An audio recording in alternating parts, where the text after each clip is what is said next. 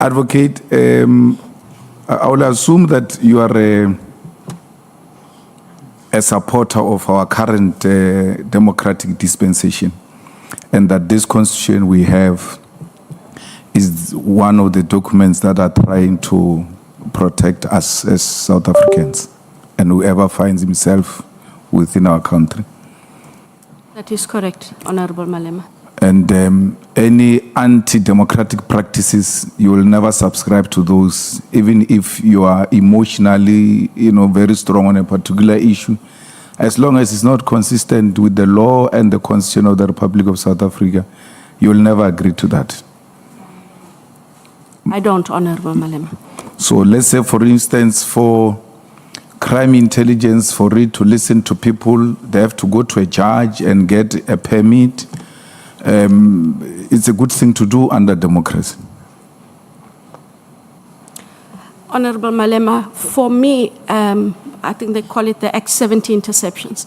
For me, that should be a last resort. But it should be a well-motivated, absolute reason. For me, the only reason, really, would be a threat to national security.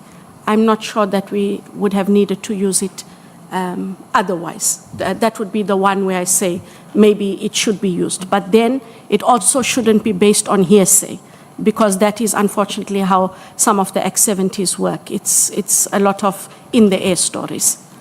Yeah, but I'm just saying, under whatever circumstances, as an institution that operates under the Constitution of the Republic of South Africa, when that need arises, you ought to go to a judge so that we don't wake up willy-nilly through pillow talk.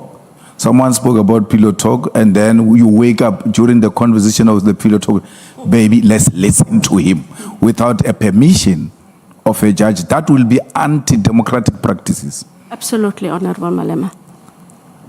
Even when there is a huge protest and you're feeling like we're losing control under the democratic dispensation, it will be an anti-democratic practice to switch off the social network or the internet. Do you agree?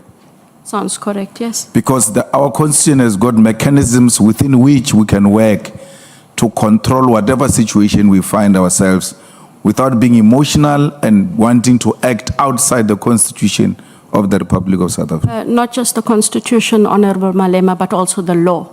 The law makes very specific provisions about when interception, monitoring, and listening can be done. So it's doubly protected, according to me. Yes. And an institution like IDEC, it is only democratic practice that with the power it has, I mean, I had you saying you got the phone, you were able to take out what from the phone of Matala and all of that.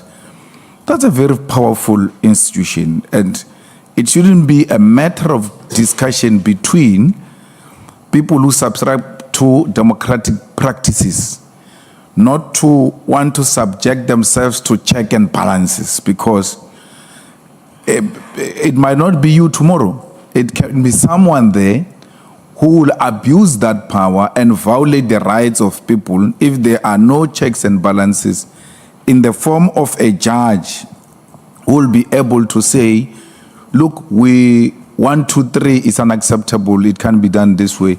We're thinking you are going outside the law or you are even violating the Constitution. That is correct.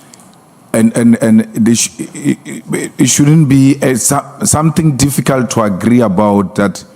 Actually, Minister Cele was correct that we were potential victims of abuse of power when this institution of Judge Raulinga Mushabi was not in place.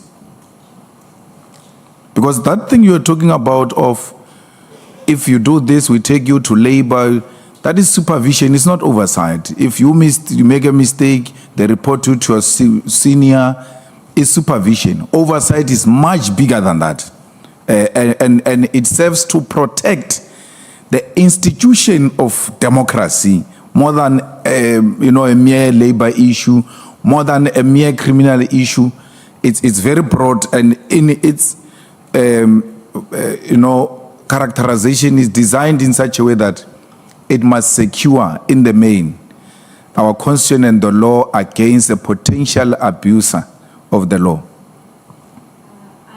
I agree with you, Honorable Malema, and that should IDEC have wanted to monitor or conduct interceptions, it would have had to do it in terms of the law. Now, even in the time when there wasn't the Honorable Raulinga J. Now, there was a Nugent Commission, Mpati Commission, Zondo Commission, and all of that, which spoke to certain issues of corruption and all. When you look at these matters, you spoke about the Nugent Commission, that this is the high-profile case we're dealing with, and this and that one. Percentage-wise, when you put all of these commissions together, you think how many people have you arrested, and to what extent have you been successful? Because one of the cases that you should be handling, I know it must be referred to you, but if you're talking Zondo Commission, state capture reports, Bosasa is one of the outstanding matters of Zondo Commission. And IDEC should be saying to us, since then, 1, 2, 3, 4, we have arrested and we have succeeded with the following cases. Do you think you have done well on those 3 commission's recommendations, if matters were referred to you? We could have done more, but at the time, before the permanency of August 2024, Honorable Malema, we were unable to recruit permanent capability, and we were working on contract positions and duty reassigned. So it is disproportionate, and we have to change our game. In terms of the Bosasa matters, we do have Bosasa matters that are in court, and there are other matters that are under investigation. And in fact, there were 5 new matters that were authorized by the ID as well. So we have quite a few matters that are under investigation and matters that are in court. Patrick Gillingham, Lyndam T, Vincent Smith, Agritzi. We had the matter for the late Medudu Mieni. With her passing, Mr. Matendra is still on trial, and the trial commenced this week. And that matter continues. And then there are other investigations that continue. None of the Bosasa matters that were mentioned at the commission have been closed, if that might be a concern. It becomes worrisome that, there could be, and I like what you said, that, you want to act with evidence and only with evidence and overwhelming evidence so that you don't make mistakes and mess up these cases. But there are so high-profile people who are mentioned in Bosasa. One of them is the national chairperson of the ANC, who's a minister, Gwedemantashi. The other one is Nomvula Mkwenyane, who ate chickens every December. Agrizi said he was sending chicken every month that's supposed to go to prisoners. Is going to Nomvula. And will such people not be people of interest? Because our inability to defeat corruption is that the high profile individuals with money don't get to be prosecuted. And these things came out public, we were all there and all of that. So, Honorable Malema, I take the point. However, those investigations continue. What did hamper us is the evidence we sought. We had to get, the only other person who could give us that evidence was Angelo Agrizzi, who was also an accused. Angelo Agrizzi has, in the past month, now deposed to Section 204 affidavits on various individual matters that we did not have previously. We must now move with those matters. And they are among the I'll matters tell you that where I come from, Advocate. Kumalo gets arrested for labor-related matter. And then there are these people who have been eating chickens and eating food of prisoners and blessed with Austin Martins and all of that. A person is accused of irregular appointment, and that becomes a big issue when we've got this other. So when this is presented before us, it looks like there are others who are treated differently and others are treated differently. But I'm happy that you are saying we are coming close to making more arrests with the 204 we got from Greece. So my question will be, I'm moving from that one.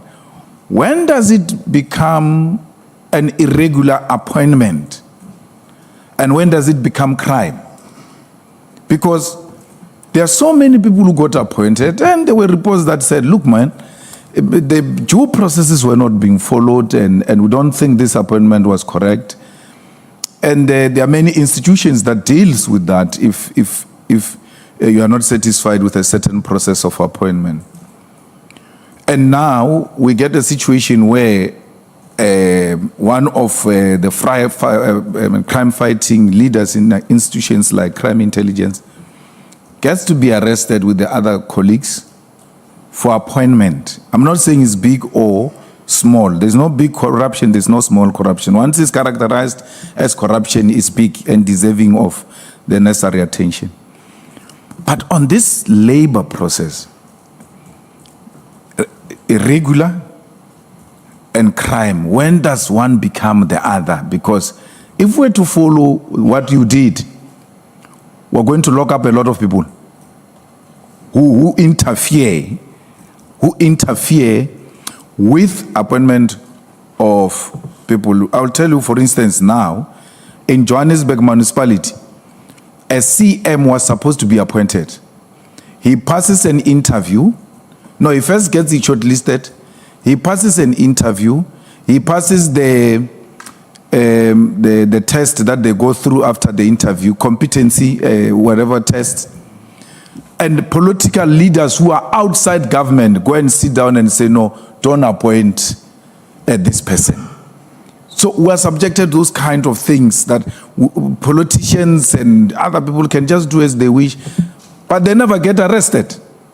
Here is an arrest on a person that made a wrong appointment and didn't follow procedure or anything of that sort. When does it become irregular? When does it become a crime? So, Honourable Member, we looked at the institution, the position of the accused, and the influence they had in order to circumvent and manipulate the processes. It was different because this is an environment that is charged with upholding, which is part of law enforcement.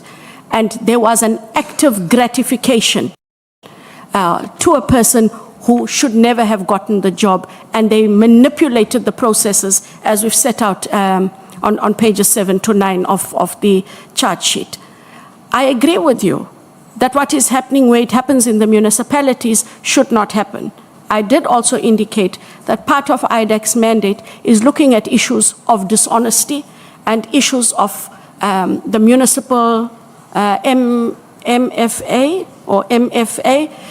If those matters are referred, and these are positions that compromise a government and how a government runs, then we are fully within our mandate to look at it. None of those matters have come to the fore, but there's no distinction. One shouldn't be allowed in those processes as they are, because an appointment of the incorrect person, even in the municipality, robs South Africans of service delivery. That in itself is a huge impact that we can't afford. So those matters should be escalated. And if those matters are being dealt with by the Auditor General, I think that is where there's a gap. We have had this conversation, Honourable Malema, I know you don't want long answers, but we had this conversation with the Auditor General to say, we have to find a way where you make certain findings, especially those irregularities and wasted and unauthorized expenditure, non-service delivery because of the misuse of funds in municipalities. We must find a way for those matters to be referred. So we have had that engagement, but we haven't had any of those matters referred because the Auditor General can. Thank you very much. Advocate, and we asked former Minister this question, and he was happy to answer it. And the same thing with the Minister Kunus on special leave. When you went through Matala's phones, Did you find that Begitele called Matala when Matala was in prison, or did you call him after prison? Because he says when Matala was in prison, he didn't call him. And then when Matala was outside prison, now that he knew the kind of character he was, he has never had any form of communication with him. I myself have not looked at those communications, and those are still part of the investigation. But those were part of the allegations we became aware of, that there were communications by politicians and senior members of the South African Police Services. The ex-minister's name was mentioned, as was the name of Lieutenant General Sabia, as well as other police officials on the platforms that they have. And because they have come out in the commissions, we are looking at them, yes. But what if he's part of those things? Okay, just for record's sake, are you confirming that Matala's phone's records were tampered with when they were handed over to IDEC? There were communications that were deleted, yes. But what will happen, Honorable Malema, it goes to the question that Honorable Klopper asked. When did those gaps, those deletions take place? And if they happened at material times when allegations are being made that Mr. X would have started communicating, one is able to draw those inferences and take the investigation in a different way. Mr. Matala's issue, when it was referred to you, who referred it? It was referred to us by a general in the risk audit section of the South African Police. Or not commissioner? Not the national commissioner? Not the national commissioner. Now, what I want to understand is, when a matter is reported to you, is referred to you, where do you come in as a head? Does it come to you and then you choose investigators, or how does it work? So when the matters are referred, they get sent to the head of investigations, Ndata Mathys Sissoko, and he, together with the two chiefs, Chief Lusanda Boy and Chief Dylan Perumal, would assess the matter. They put an application together. If they are of a view it falls within the mandate, I get to then consider an application. If they're not sure, what they will do is indicate that there is a Section 27 referral. However, there's a bit of uncertainty on an aspect or two, and for those reasons, they're not sure if it falls within the mandate. We might have a discussion, but it has been very, I can't even remember off the top of my head how many of those would have happened. So when General Mkhwanazi says there is a person in your office who's feeding him with information, will that person not be acting in a rogue manner? Because in terms of line of reporting and duty, there's no any other channel that says there could be a person in your office who reports to provincial commissioner. You are correct. You are correct. Now, when a person reports, like he said, someone from your office reports to him, and he knows, that's how he knows these things, will that person not acting in a rogue manner? Correct, they are. Meaning there is a rogue in your office? If that is how you frame it, yes.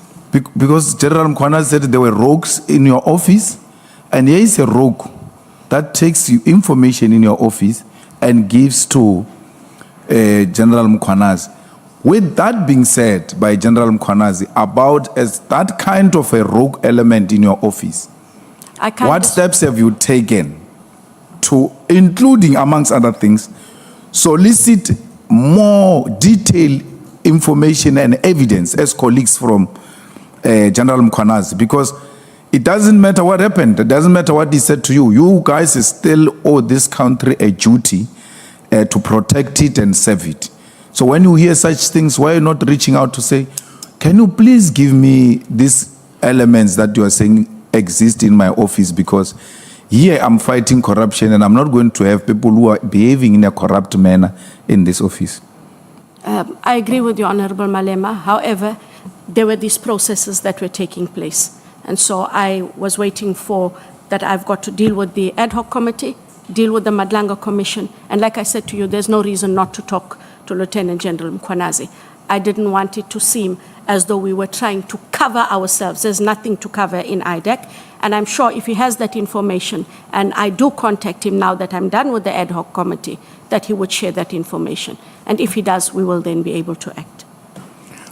Advocate, the issue of your husband should never put you in a difficult situation where you start doubting your capabilities and your capacity. Sitting here, for me, this is quality leadership coming from a black woman. You answer questions properly, you give us information, well articulate. There will be more challenges. They come inherently with being a female leader. We all have, issues that we might not have handled properly. It's part of growth. It's part of becoming more experienced and then dealing with matters differently going forward. And when you live here, this should never, I heard you saying I'm very angry, it must never be one of the issues that are going to distract you from fighting crime and fighting corruption. You came here, we shared that information with you. On a hindsight means I'm more clever now, and you should take it in that spirit and continue to fight. I thought Winnie Mandela died, but Winnie Mandela is multiplied. Thank you very much. I receive. Thank you. Home. Yale ba mkhalaka. Sipia mkhalaka khata ngwe ya pena. Honorable Mathys. You're fine. Agale chapela matso.